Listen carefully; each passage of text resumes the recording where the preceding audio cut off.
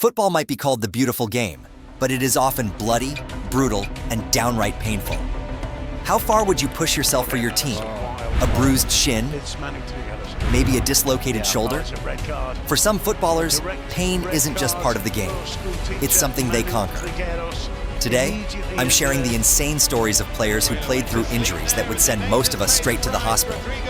Trust me, you'll never look at playing through the pain the same way again.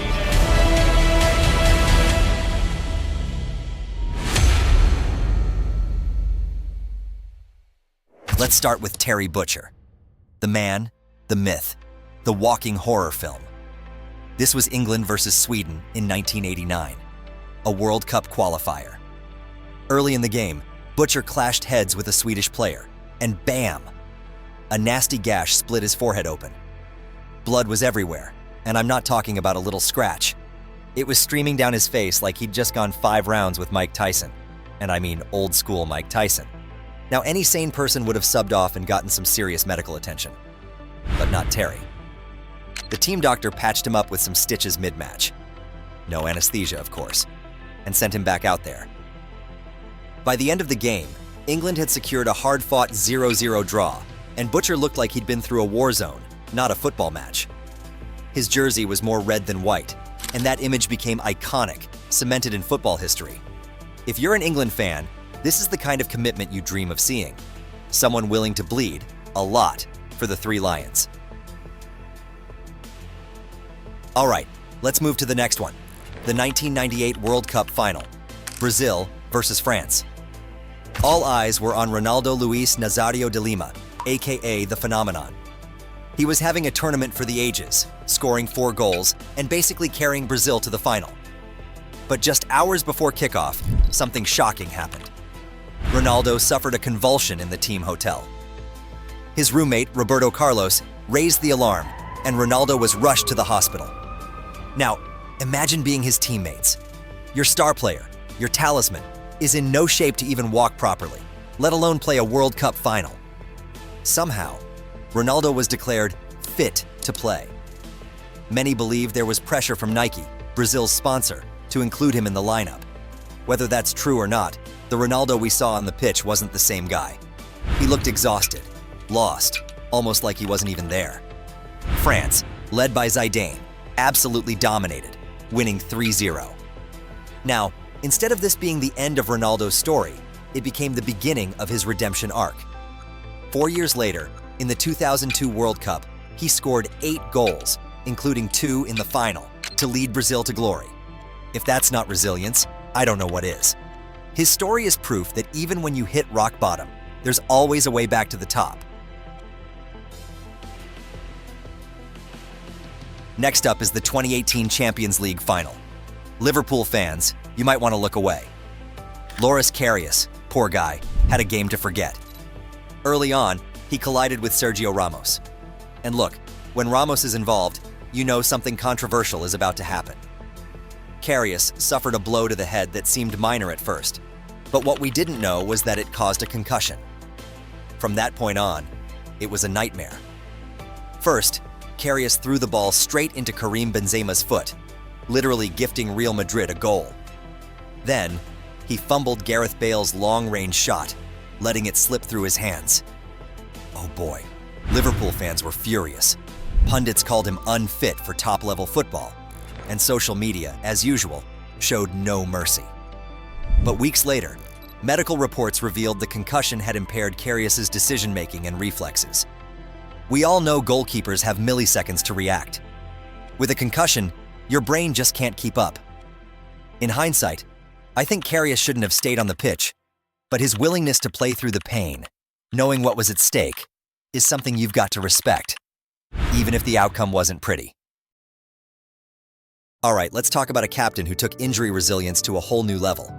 In a World Cup qualifier match between Belgium and Serbia, Vincent Kompany takes a brutal hit to the face from Serbian goalkeeper Vladimir Stojkovic. Most players would have headed straight to the sidelines, but not Kompany. Oh no. The man played on. He played through 60 minutes with a displaced nasal fracture, a mild concussion, and a fracture in his eye socket. Let that sink in. Every header, every tackle, every shout of encouragement. It all came with searing pain. Yet, there he was, holding Belgium's defense together like a true gladiator. After the match, which Belgium won 2-1 by the way, doctors confirmed the extent of his injuries at St. Martin's Hospital in Mechelen. Still, company's reaction? Pure captain material. He later shared a post-match photo on Twitter with the caption, "What wouldn't you do for your country, hey?" That's the kind of leadership that doesn't show up on stat sheets but wins hearts and games. Honestly, Belgium owes him a statue for that game alone. Oh, and maybe a lifetime supply of painkillers. Okay, not every heroic moment in football involves gory injuries or massive drama.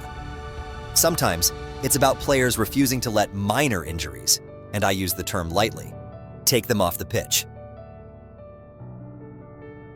Let's talk about two such warriors, starting with Jan Vertonghen. During a Champions League semi-final against Ajax, he took a nasty head collision with Toby Alderweireld. Blood poured from his nose as medics came for him. After 4 minutes on the ground and a quick patch-up, Vertonghen insisted on returning to the pitch. And he did, bandaged like a battlefield survivor, ready to give his all. But here's where it takes a turn. Less than a minute back, Vertonghen was visibly unsteady, wincing, and eventually had to come off, looking dazed and nauseous. He even vomited on the sideline. Oh, it was a gut-wrenching sight. The guy wanted to keep going, but his body wasn't having it. Spurs had no choice but to sub him off, and the moment sparked widespread debate about concussion protocols in football. One thing's for sure, though. Vertonghen's gutsy spirit was undeniable. Let's not forget the OG bandaged hero, Franz Beckenbauer. This one's the stuff of legends. In the 1970 World Cup semi-final, Germany was up against Italy in what's famously called the Game of the Century.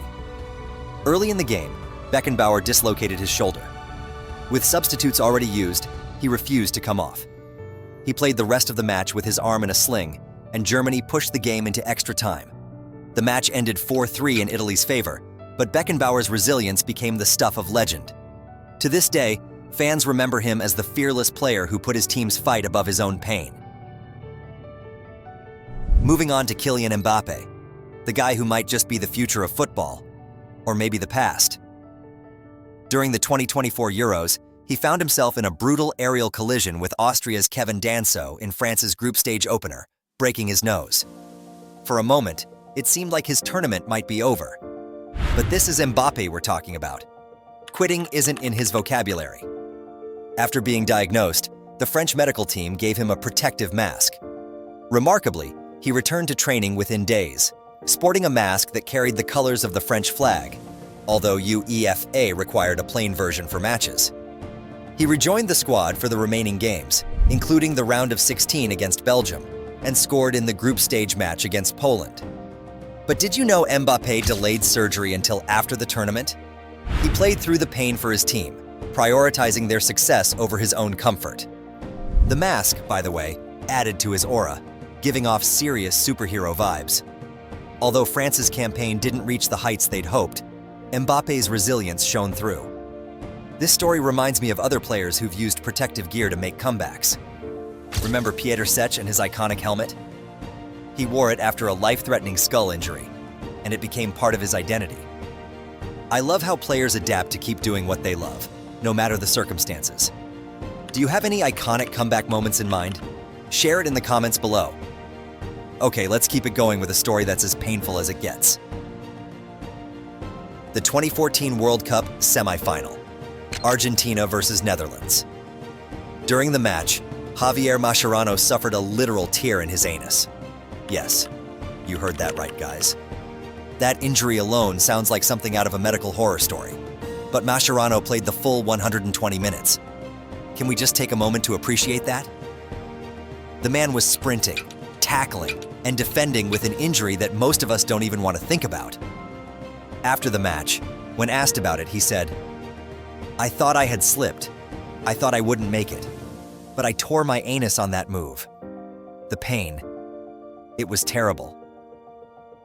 Javier, my guy, most people would have been in a hospital bed for weeks. If that's not hardcore, I don't know what is. Let's wrap this up with a lighter story. No blood, No torn muscles, just pure mental toughness.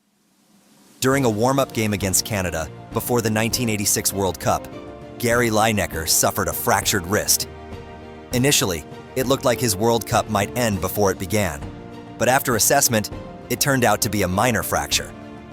With a light cast hidden under a bandage, Lineker made the call to play on with the injury. The tournament began rough for England with a loss to Portugal and a draw against Morocco. Pressure mounted, and Lineker himself struggled in the early games. Then, against Poland in the final group stage match, he scored a stunning hat trick, reviving England's hopes and silencing his critics in style. Now, a broken wrist might not sound as dramatic as some of the other injuries we've talked about, but think about it. Lineker was a striker. His balance, his ability to shield the ball, even his celebrations, all of that would have been impacted. Despite that, he pushed through. Lineker's perseverance paid off as his 6 goals made him the tournament's top scorer, earning him the prestigious Golden Boot and cementing his status as a national hero. And that's a wrap. So, tell me, what's the worst injury you can remember in football? And if you've got ideas for a part 2 or another crazy football story, don't hold back. I'd love to hear them.